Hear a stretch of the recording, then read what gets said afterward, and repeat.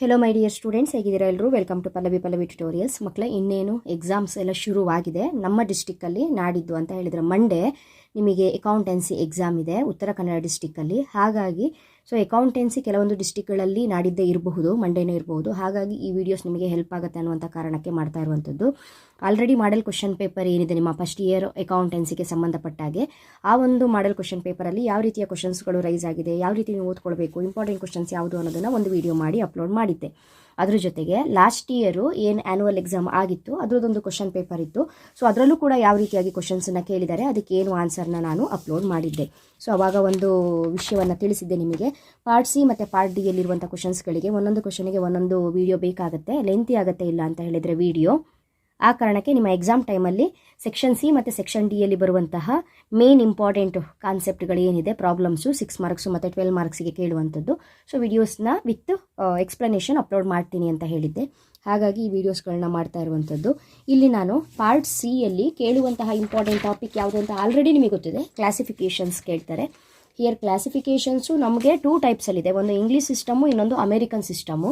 ಇಲ್ಲಿ ನಿಮಗೆ American system ಕೇಳಿರ್ತಾರೆ. ಅಂತ ಹೇಳಿದ್ರೆ ಕ್ಲಾಸಿಫೈ ದ ಫಾಲೋಯಿಂಗ್ ಅಸೆಟ್, ಏನು ಅವರು ಇನ್ಫಾರ್ಮೇಷನ್ ಕೊಟ್ಟಿರ್ತಾರೆ ಅದನ್ನು ನಾವು into assets, liabilities, capital, expenses or losses, revenue or gains, ಆ ರೀತಿ ನಾವು ಕ್ಲಾಸಿಫೈ ಮಾಡಬೇಕು. ಅಂತ ಹೇಳಿದ್ರೆ ಅವರೇನು ಟ್ರಾನ್ಸಾಕ್ಷನ್ಸನ್ನ ಇಲ್ಲಿ ಕೊಟ್ಟಿರ್ತಾರೆ, ಆ ಟ್ರಾನ್ಸಾಕ್ಷನ್ನು ಬಿಸ್ನೆಸ್ಸಿಗೆ ಅಸೆಟ್ ಆಗುತ್ತಾ, ಆರ್ ಲಯಬಿಲಿಟಿ ಆಗುತ್ತಾ, ಆರ್ ಇನ್ಕಮ್ ಆರ್ ಗೇನ್ ಆಗುತ್ತಾ, ಅಥವಾ ಲಾಸ್ ಆಗುತ್ತಾ, ಈ ರೀತಿಯಾಗಿ ನಾವು ಕ್ಲಾಸಿಫೈನ ಮಾಡಬೇಕಾಗತ್ತೆ. ನೋಡಿ, ಇದು ಲಾಸ್ಟ್ ಇಯರ್ ಏನು ಕ್ವಶನ್ ಪೇಪರ್ ಇದೆ, ಆ್ಯನ್ಯುವಲ್ ಎಕ್ಸಾಮ್ ಕ್ವಶನ್ ಪೇಪರು, ಅದು ಪಾರ್ಟ್ ಸಿ ಯಲ್ಲಿ ಕೇಳಿರುವಂತಹ 22nd ಕ್ವಶನು. ಇಲ್ಲಿರುವಂತಹ classification question 22 question number. Part C ಯಲ್ಲಿ ಫಸ್ಟ್ ಕ್ವಶನು ಕ್ಲಾಸಿಫಿಕೇಷನು. ಇದು ನಿಮ್ಮ 2024-25 ಸೀರೀಸ್ ಮಾಡೆಲ್ ಕ್ವಶನ್ ಪೇಪರ್ ಏನಿದೆ ಇದ್ರದ್ದು. ನಾನು ಇಲ್ಲಿ ಏನು ಮಾಡ್ತೀನಿ ಅಂತ ಹೇಳಿದ್ರೆ, ಒಂದು ಪ್ರಾಬ್ಲಮ್ನ ನಾನು ಹೇಳ್ಕೊಡ್ತೀನಿ, ಓಕೆನಾ? ಒಂದು ಪ್ರಾಬ್ಲಮ್ನ ನಾನು ಹೇಳ್ಕೊಡ್ತೀನಿ.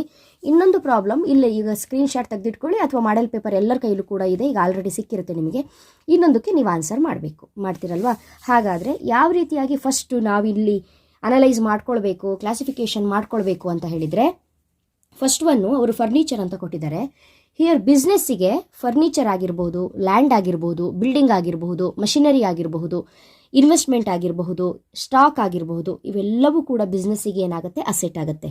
ಹಾಗಾದರೆ ಇಲ್ಲಿ ಅವರೇನು ಫರ್ನಿಚರ್ ಅಂತ ಕೊಟ್ಟಿದ್ದಾರಲ್ಲ, ಫರ್ನಿಚರ್ನ ನಾವೇನಂತ ಅಂದ್ಕೊಳ್ಳೋಣ, ಅಸೆಟ್. ಕ್ವಶನ್ ಪೇಪರಲ್ಲಿ ಮಾರ್ಕ್ ಮಾಡೋ ಹಾಗಿಲ್ಲ. ನಿಮಗಿಲ್ಲಿ ನಾನು ಈಗ ಎಕ್ಸ್ಪ್ಲನೇಷನ್ ಕೊಡೋದಕ್ಕೋಸ್ಕರ ನಾನು ಮಾಡ್ಕೊಂಡಿದ್ದೀನಿ. ಆನ್ಸರ್ಗೆ ನಾವು ಯಾವ ರೀತಿ ಪ್ರಿಪೇರ್ ಮಾಡ್ಕೊಂಡಿರ್ತೀವಿ ಅಂತ ಹೇಳಿದ್ರೆ, ಅವ್ರೇನು ಕ್ಲಾಸಿಫೈ ಮಾಡಿ ಅಸೆಟ್ಸ್ ಯಾವುದು, ಲಯಬಿಲಿಟೀಸ್ ಯಾವುದು, ಕ್ಯಾಪಿಟಲ್ ಯಾವುದು, ಎಕ್ಸ್ಪೆನ್ಸಸ್ ಆರ್ ಲಾಸಸ್ ಯಾವುದು, ರೆವಿನ್ಯೂ ಗೇನ್ಸ್ ಯಾವುದು ಅಂತ ಕೇಳಿರ್ತಾರಲ್ಲ, ಅದಕ್ಕೆ ನಾನು ಕಾಲಮ್ಸನ್ನು ಹಾಕಿ ರೆಡಿ ಮಾಡಿಟ್ಕೊಂಡಿದ್ದೀನಿ.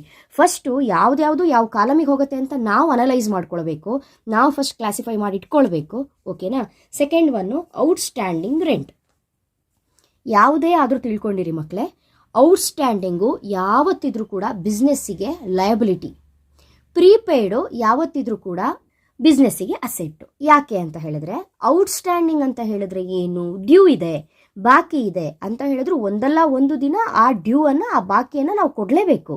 ಬಿಸ್ನೆಸ್ಸಿನ ರೆಸ್ಪಾನ್ಸಿಬಿಲಿಟಿ ಅದು. ಹಾಗಾಗಿ ಔಟ್ಸ್ಟ್ಯಾಂಡಿಂಗ್ ಎಲ್ಲ ಅಂದರೆ ಔಟ್ಸ್ಟ್ಯಾಂಡಿಂಗ್ ರೆಂಟ್ ಆಗಿರ್ಬೋದು, ಔಟ್ಸ್ಟ್ಯಾಂಡಿಂಗ್ ಪೇಮೆಂಟ್ಸ್ ಆಗಿರ್ಬೋದು, ಔಟ್ಸ್ಟ್ಯಾಂಡಿಂಗ್ ಸ್ಯಾಲರಿ ಆಗಿರ್ಬೋದು, ಎನಿ ಔಟ್ಸ್ಟ್ಯಾಂಡಿಂಗ್ಸ್ ಎಲ್ಲವೂ ಕೂಡ ಏನಾಗಿರುತ್ತೆ ಅಂತ ಹೇಳಿದ್ರೆ ಲಯಬಿಲಿಟಿನೇ ಆಗಿರುತ್ತೆ.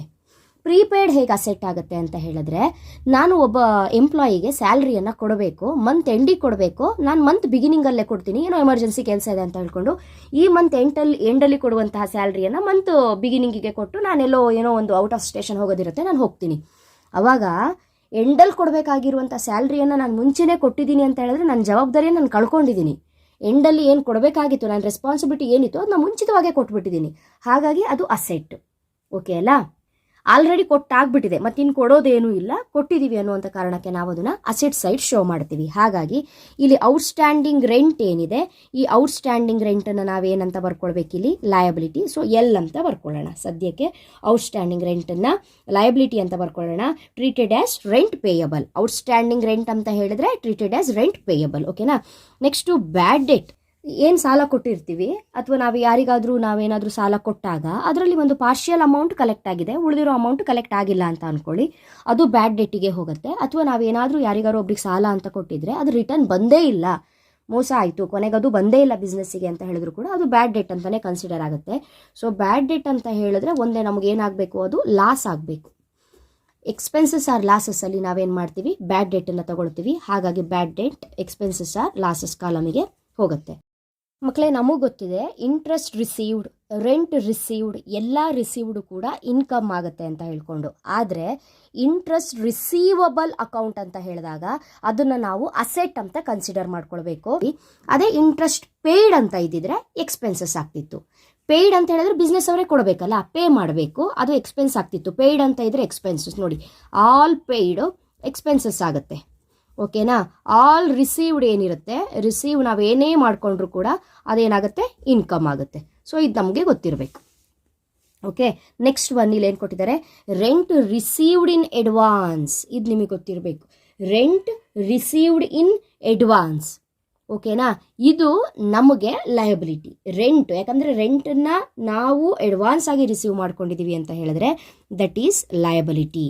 ಓಕೆ, ನೆಕ್ಸ್ಟು ಪ್ರೀಪೇಯ್ಡ್ ಸ್ಯಾಲರಿ ಹೇಳಿದ್ದೀನಿ. ಆಲ್ ಪ್ರೀಪೇಯ್ಡ್ ಏನಿರುತ್ತೆ ಅಸೆಟ್ ಆಗುತ್ತೆ. So asset, prepaid salary asset. ಅದೇ ಔಟ್ಸ್ಟ್ಯಾಂಡಿಂಗ್ ಸ್ಯಾಲರಿ ಇದ್ದಿದ್ರೆ ಲಯಬಿಲಿಟಿ. ಇಲ್ಲಿ ತಿಳ್ಕೊಳ್ಳಿ, ಔಟ್ಸ್ಟ್ಯಾಂಡಿಂಗ್ ಸ್ಯಾಲರಿ ಅಂತ ಇದ್ದರೆ ಲಯಬಿಲಿಟಿ, ಪ್ರೀಪೇಯ್ಡ್ ಸ್ಯಾಲರಿ ಅಂತ ಇದ್ದರೆ ಅಸೆಟ್, ಬರೀ ಸ್ಯಾಲರಿ, ಓನ್ಲಿ ಸ್ಯಾಲರಿ ಅಂತ ಕೊಟ್ಟಿದ್ರೆ ಎಕ್ಸ್ಪೆನ್ಸ್. ಬಿಸ್ನೆಸ್ಸಿಗೆ ಎಕ್ಸ್ಪೆನ್ಸ್, ಯಾಕಂದರೆ ಎಂಪ್ಲಾಯಿ ವರ್ಕ್ ಮಾಡಿರ್ತಾನೆ, ಅವನಿಗೆ ನಾವು ಸ್ಯಾಲರಿಯನ್ನು ಕೊಡಬೇಕು, ಎಕ್ಸ್ಪೆನ್ಸ್. ಇದು ನಿಮಗೆ ಗೊತ್ತಿರಬೇಕು. ಓನ್ಲಿ ಸ್ಯಾಲರಿ ಅಂತ ಕೊಟ್ಟರೆ ಅದು ಎಕ್ಸ್ಪೆನ್ಸ್, ಅಥವಾ ಪೇಯ್ಡ್ ಸ್ಯಾಲರಿ ಅಂತ ಕೊಡಬಹುದು, ಅದು ಎಕ್ಸ್ಪೆನ್ಸ್. ರಿಸೀವ್ಡ್ ಸ್ಯಾಲರಿ ಅಂತ ಇದ್ದರೆ ಇನ್ಕಮ್.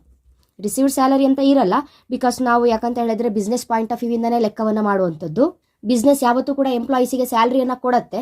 ಹಾಗಾಗಿ ಪೇಯ್ಡ್ ಸ್ಯಾಲರಿ ಇರುತ್ತೆ, ಅಥವಾ ಸ್ಯಾಲರಿ ಅಂತ ಡೈರೆಕ್ಟ್ ಇರುತ್ತೆ, ಎಕ್ಸ್ಪೆನ್ಸ್ ಆಗುತ್ತೆ, ಅಥವಾ ಔಟ್ಸ್ಟ್ಯಾಂಡಿಂಗು ಪ್ರೀಪೇಯ್ಡು ಇರುತ್ತೆ. ಓಕೆನಾ.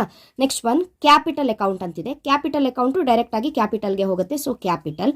Bills payable, bills payable liability. Bills payable liability ಆಗುತ್ತೆ. ಬಿಲ್ಸ್ ರಿಸೀವಬಲ್ಲು ಅಸೆಟ್ ಆಗುತ್ತೆ. ಓಕೆ ಅಲ್ಲ. Next investment, investment asset. ಬಿಸ್ನೆಸ್ಸಿಗೆ ಇನ್ವೆಸ್ಟ್ಮೆಂಟು ಅಸೆಟ್ಟು. ಸ್ಟಾಕ್, ಸ್ಟಾಕ್ ಇದೆ ಅಂತ ಹೇಳಿದ್ರೆ ಅದೇನಾದರೂ ಆಗಿರಲಿ, ನಾವು ಗೂಡ್ಸನ್ನು ಪ್ರೊಡ್ಯೂಸ್ ಮಾಡಿದ್ದೀವಿ, ಪ್ರೊಡಕ್ಷನ್ ಆ್ಯಕ್ಟಿವಿಟಿ ಎಲ್ಲ ಮುಗಿದಿದೆ, ಒಂದು half of the goods sale ಆಗಿದೆ, ಉಳಿದಿರೋ ಗೂಡ್ಸು ನಮಗೆ ಲಾಸ್ ಆಗಲ್ಲ, ಮುಂದಿನ ವರ್ಷ ಮತ್ತೆ ಸೇಲ್ ಮಾಡ್ಬೋದು. ಹಾಗಾಗಿ ಅದು ನಮಗೆ ಏನಾಗುತ್ತೆ, ಅಸೆಟ್ಟೇ ಆಗಿರುತ್ತೆ. ನೆಕ್ಸ್ಟು ಇಂಟ್ರೆಸ್ಟ್ ರಿಸೀವ್ಡ್ ಹೇಳಿದ್ದೀನಿ. ಆಲ್ ರಿಸೀವ್ಡ್ ಐಟಮ್ಸು ಏನಾಗುತ್ತೆ, ಇನ್ಕಮ್ ಆಗುತ್ತೆ. ಹಾಗಾಗಿ ನಾವು ಇನ್ಕಮನ್ನು ರೆವಿನ್ಯೂ ಆರ್ ಗೇನ್ಸ್ ಅಂತ ತಗೋಬೋದು. ಲಾಸ್ಟ್ ಒನ್ನು ರೆಂಟ್ ಅಕೌಂಟ್ ಇದೆ. ಆಲ್ರೆಡಿ ಹೇಳಿದಾಗಲೇ ಪೇಯ್ಡ್ ರೆಂಟ್ ಅಂತ ಇದ್ದರೆ ಎಕ್ಸ್ಪೆನ್ಸಸ್ಸು, ಬರೀ ರೆಂಟ್ ಅಂತ ಇದ್ರೂ ಕೂಡ ಎಕ್ಸ್ಪೆನ್ಸಸ್ಸೇ. ಔಟ್ಸ್ಟ್ಯಾಂಡಿಂಗ್ ರೆಂಟ್ ಅಂತ ಇದ್ದರೆ ಲಯಬಿಲಿಟಿ, ಪ್ರೀಪೇಯ್ಡ್ ರೆಂಟ್ ಅಂತ ಇದ್ದರೆ ಅಸೆಟ್. ಸೊ ಈ ಡಿಫ್ರೆನ್ಸಸ್ನ ನೀವು ಕರೆಕ್ಟಾಗಿ ಕಲ್ತ್ಕೊಳ್ಳೇಬೇಕು. ಡೈರೆಕ್ಟ್ ರೆಂಟ್ ಕೊಟ್ಬಿಡ್ತಾರೆ, ನೀವು ಔಟ್ಸ್ಟ್ಯಾಂಡಿಂಗು ಪ್ರೀಪೇಯ್ಡು ಕಲ್ತ್ಕೊಂಡೋಗಿರ್ತೀರಿ, ಬರೀ ರೆಂಟ್ ಕೊಟ್ಟಿದ್ದಾರಲ್ಲ. ಪಲ್ಲವಿ ಮೇಡಮ್ ಔಟ್ಸ್ಟ್ಯಾಂಡಿಂಗ್ ಬಂದರೆ ಲಯಬಿಲಿಟಿ ಹೇಳಿದ್ದಾರೆ, ಪ್ರೀಪೇಯ್ಡ್ ರೆಂಟ್ ಅಂತ ಕೊಟ್ಟರೆ ಅಸೆಟ್ ಅಂತ ಹೇಳಿದ್ದಾರೆ. ಇಲ್ಲಿ ಬರೀ ರೆಂಟ್ ಕೊಟ್ಬಿಟ್ಟಿದ್ದಾರೆ. ಏನು ಮಾಡೋದು ಅಂತ ಹೇಳಿದ್ರೆ, ಬರೀ ರೆಂಟ್ ಆಗಿರ್ಬೋದು, ಬರೀ ಇನ್ಶೂರೆನ್ಸ್ ಆಗಿರ್ಬೋದು, ಬರೀ ಸ್ಯಾಲರಿ ಆಗಿರ್ಬೋದು, only salary, rent, insurance, commission, discount ಈ ರೀತಿ ಎಲ್ಲ ಕೊಟ್ಟಾಗ ನಾವು ಅದನ್ನು ಎಕ್ಸ್ಪೆನ್ಸಸ್ ಅಂತ ಹೇಳ್ಕೊಂಡು ಕನ್ಸಿಡರ್ ಮಾಡಬೇಕು. ಓಕೆನಾ. ಸೊ ಇಲ್ಲಿ ಇಷ್ಟು ಡಿವೈಡ್ ಮಾಡಿಕೊಂಡು ಯಾವುದಕ್ಕೆ ಹೋಗುತ್ತೆ ಅಂತ ಗೊತ್ತಾದ್ರ ಮೇಲೆ ಒಂದೊಂದೇ ಬರಿತಾ ಬನ್ನಿ. ಫರ್ನಿಚರ್ ಇವಾಗ ಏನು, ಅಸೆಟ್. ಹಾಗಾಗಿ ನಾವೇನು ಮಾಡೋಣ, ಅಸೆಟ್ ಸೈಡಲ್ಲಿ ಫರ್ನಿಚರ್ ಅಂತ ಬರೆಯೋಣ. First one furniture, furniture account. ಓಕೆನಾ. Second one outstanding rent. Furniture ಆಯಿತು, outstanding rent. Outstanding rent liability. So liability ಸೈಡಲ್ಲಿ ಬರೀರಿ. Next bad debt. Bad debt ಎಲ್ಲಿ ಬರುತ್ತೆ, ಎಕ್ಸ್ಪೆನ್ಸಸ್. ಸೊ ಇಲ್ಲಿ ಬಂತು bad debt account, bad debts account ಅಂತ ಬರಿಬೇಕು. Bad debts account, expenses or losses ಕಾಲಮಲ್ಲಿ. ನೆಕ್ಸ್ಟು ಇಂಟ್ರೆಸ್ಟ್ ರಿಸೀವಬಲ್ ಅಕೌಂಟ್ ಅಂತ ಇದೆ. ಮಕ್ಕಳೇ, ಇಲ್ಲಿ interest receivable account. So already ಇದು ಅಸೆಟ್ಟು ಬರುವಂಥದ್ದು, ಇದು ಗ್ಯಾರಂಟಿ ಇರುತ್ತೆ. ಸೊ ಅಸೆಟ್ ಆಗಿರುತ್ತೆ. ಇಂಟ್ರೆಸ್ಟ್ ರಿಸೀವಬಲ್ ಅಕೌಂಟು ಯಾವಾಗಲೂ ಕೂಡ ಅಸೆಟ್ ಆಗಿರುತ್ತೆ. ಸೊ ಅಸೆಟ್ಟಲ್ಲಿ ಬರಿಬೇಕು interest receivable account. Next rent received in advance ಅಂತ ಇದೆ. ರೆಂಟ್ ರಿಸೀವ್ಡ್ ಇನ್ ಅಡ್ವಾನ್ಸನ್ನು ನಾವೇನಂತ ಕನ್ಸಿಡರ್ ಮಾಡಿದ್ದೀವಿ, ಲಯಬಿಲಿಟಿ ಅಂತ ಹೇಳ್ಕೊಂಡು ಕನ್ಸಿಡರ್ ಮಾಡಿದ್ದೀವಿ. ಸೊ ಲಯಬಿಲಿಟಿಯಲ್ಲಿ ರೆಂಟ್ ರಿಸೀವ್ಡ್ ಇನ್ ಅಡ್ವಾನ್ಸ್ ಅಂತ ಬರಿಬೇಕು. ನೆಕ್ಸ್ಟು ಕ್ಯಾಪಿಟಲ್ ಇದೆ. ಕ್ಯಾಪಿಟಲ್ ಅಕೌಂಟಿಗೆ ಹೋಗುತ್ತೆ. Bills payable liability. Next investment account ಇದೆ. Here investment account, investment asset.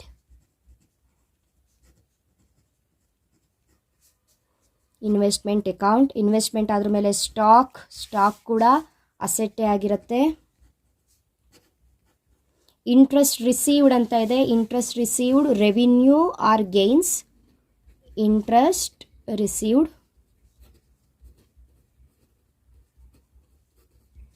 Last one rent account. Rent account, expenses. Prepaid salary ಇಲ್ಲಿ ಅಸೆಟ್ಟಿಗೆ ಬರುತ್ತೆ ಹೇಳಿದ್ದೆ. ಸೊ ಇಲ್ಲಿ ಏನು ಕ್ಲಾಸಿಫಿಕೇಶನ್ ಮಾಡ್ಕೊಂಡಿರ್ತೀವಿ ಅದನ್ನು ಕರೆಕ್ಟಾಗಿ ಬರೋದ್ರಾಯಿತು. ಸೊ ಅಸೆಟ್ಟಲ್ಲಿ furniture, interest receivable account, investment account, stock account, prepaid salary. ಲಯಬಿಲಿಟಿಯಲ್ಲಿ outstanding rent, rent received in advance, bills payable account. ಕ್ಯಾಪಿಟಲಲ್ಲಿ ಕ್ಯಾಪಿಟಲ್ ಮಾತ್ರ ಬರುತ್ತೆ. ಎಕ್ಸ್ಪೆನ್ಸಸ್ ಆರ್ ಲಾಸಸಲ್ಲಿ ಬ್ಯಾಡ್ ಡೆಟ್ಸು, ರೆಂಟ್ ಅಕೌಂಟ್ ಬಂತು. ರೆವಿನ್ಯೂ ಆರ್ ಗೇನ್ಸಲ್ಲಿ ಇಂಟ್ರೆಸ್ಟ್ ರಿಸೀವ್ಡ್ ಬಂತು. So ಇದಿಷ್ಟು ಕೂಡ ನಾವು ಡಿವೈಡ್ ಮಾಡಿಕೊಂಡು ಬರೆಯುವಂಥದ್ದು.